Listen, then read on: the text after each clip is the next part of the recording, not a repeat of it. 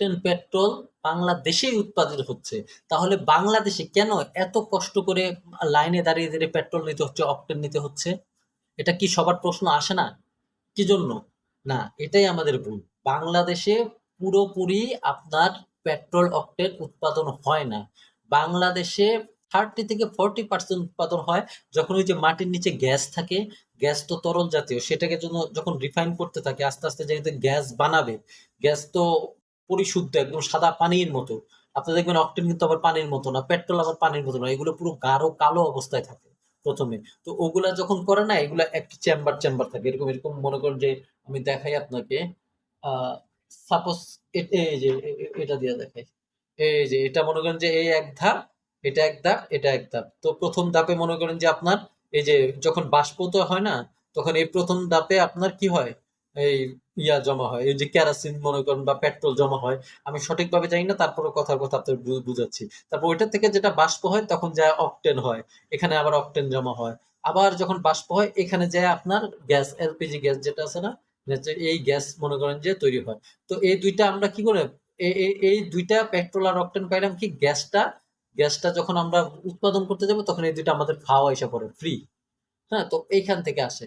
তো এখন কথা হচ্ছে গিয়ে এত চাহিদা, এতগুলো আমাদের একার পক্ষে মানে পুরো দেশের যে চাহিদা, আমাদের যে উৎপাদন এটার সাথে মিল নাই। সেজন্য বাংলাদেশ অন্যান্য জায়গা থেকে আপনার 60% থেকে 70% আমদানি করে। ডিজেল তো বাংলাদেশে হয় না। ডিজেল বড় বড় যে গাড়িগুলো চলে, যেমন গাড়ি, প্রাইভেট কার, হোন্ডা, এগুলো চলে আপনার অকটেন পেট্রোলে। হ্যাঁ, আর যেগুলো হচ্ছে গেলো বড় বড় ডিজেলে চলে গাড়ি, ঠিক আছে, ওই পিক আপ, তারপরে ট্রাক, হ্যাঁ, বড় বড় যেগুলো, এগুলো চলে আপনার ডিজেলে। ডিজেল ছাড়া তো গাড়ি চলে না, ডিজেল আবার আসে বাহির থেকে।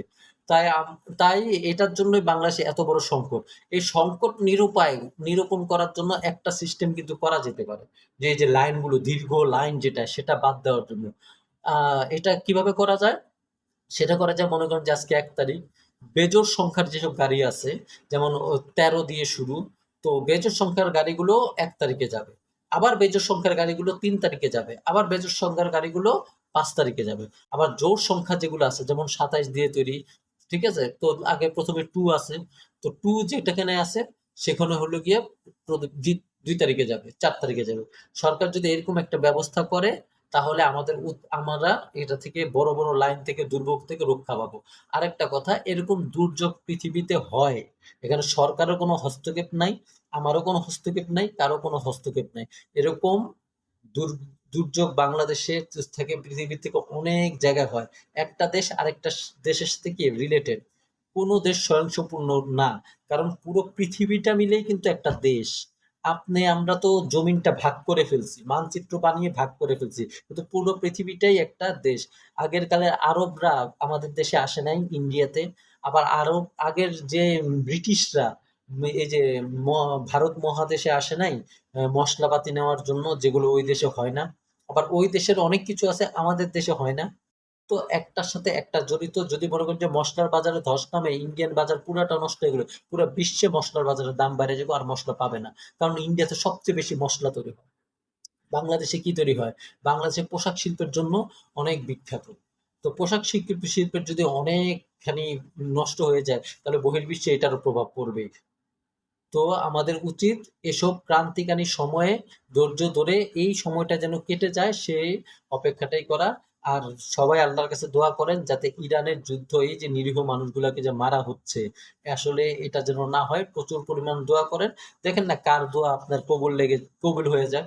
হয়তোবা আপনি আমার ভিডিওটা দেখে দোয়া করলেন, হয়তোবা এই আপনার একজনের দোয়াটাই আল্লাহ কবুল করে যুদ্ধটা থামিয়ে দিতে পারে। তো ধন্যবাদ, আমার চ্যানেলের সাথে থাকবেন আর দোয়া করবেন আমার জন্য। আল্লাহ হাফেজ। চ্যানেলটা সাবস্ক্রাইব করবেন।